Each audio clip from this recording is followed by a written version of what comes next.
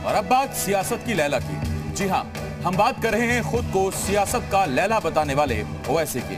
बंगाल चुनाव में मुंह की खाने के बाद ओवैसी यूपी में सियासी जमीन तलाश रहे हैं।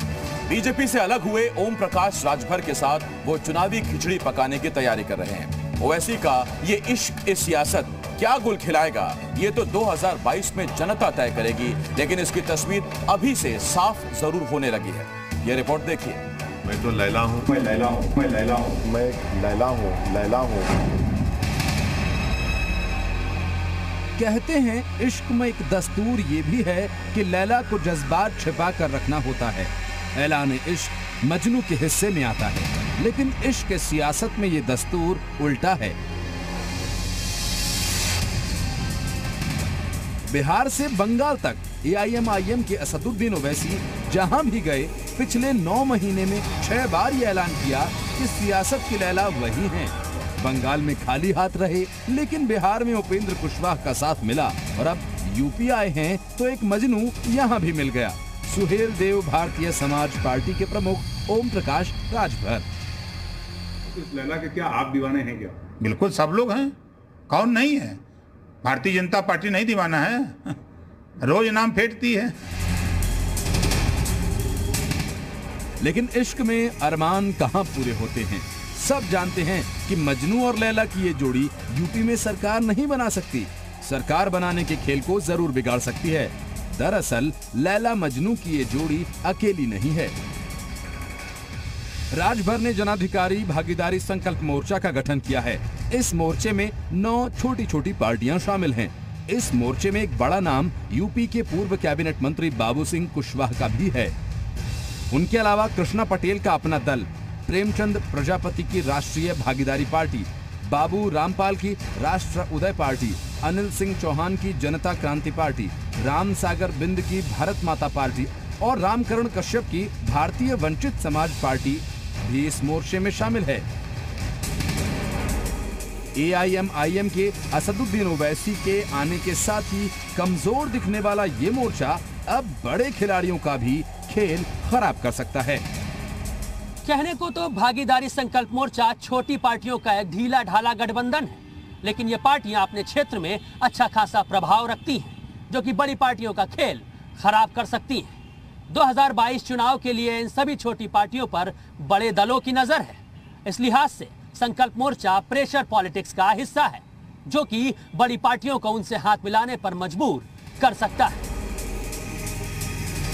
जानकारों के मुताबिक लैला और मजनू की जोड़ी बन जाने के बाद इस मोर्चे से सबसे बड़ा खतरा समाजवादी पार्टी को है। दरअसल SP का मुख्य वोट बैंक मुस्लिम, यादव और पिछड़ी जातियां हैं, लेकिन ओवैसी और राजभर की जोड़ी इस वोट बैंक में सेंध लगा सकती है। इसकी पिछली मिसाल है बिहार, जहां ओवैसी के 20 प्रत्याशियों में से 5 ने चुनाव जीते। उन्होंने 15 सीटों पर वोट काटकर RJD को तगड़ा नुकसान पहुंचाया। यानी AIM-IM वोट कटुआ साबित हुई, जिसका फायदा JDU BJP गठबंधन को मिला। मामूली अंतर से उसकी सरकार बन गई। कई राज्यों के चुनावी तजुर्बे से ये भी साफ है कि ओवैसी की तीखी बयानबाजियों से BJP को ध्रुवीकरण में मदद मिलती है।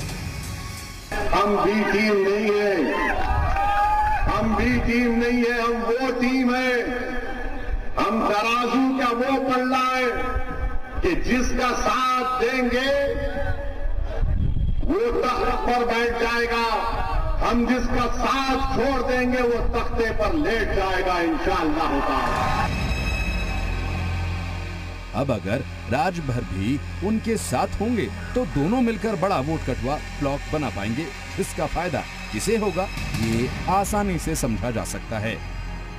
हालांकि 2022 का चुनाव अभी दूर है और राजनीति की नदी में अभी बहुत पानी बहना है। 2019 तक ओम प्रकाश राजभर BJP के साथ थे और योगी मंत्रिमंडल में कैबिनेट मंत्री थे। अगस्त के पहले हफ्ते में उन्होंने प्रदेश BJP अध्यक्ष स्वतंत्र देव सिंह से मुलाकात की। इसके बाद NDA में उनकी वापसी के कयास लगाए जाने लगे।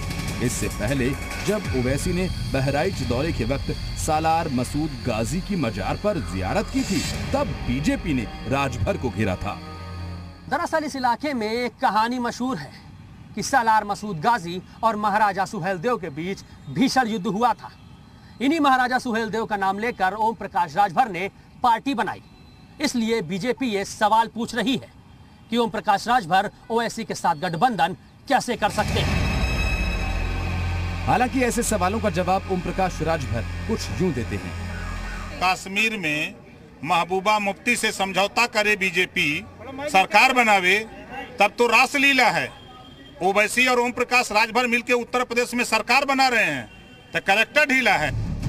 पुराने साथी बीजेपी पर राजभर हमले करने का कोई मौका नहीं छोड़ते।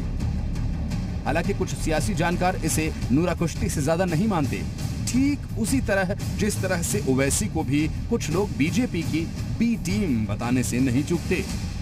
ब्यूरो रिपोर्ट, जी मीडिया।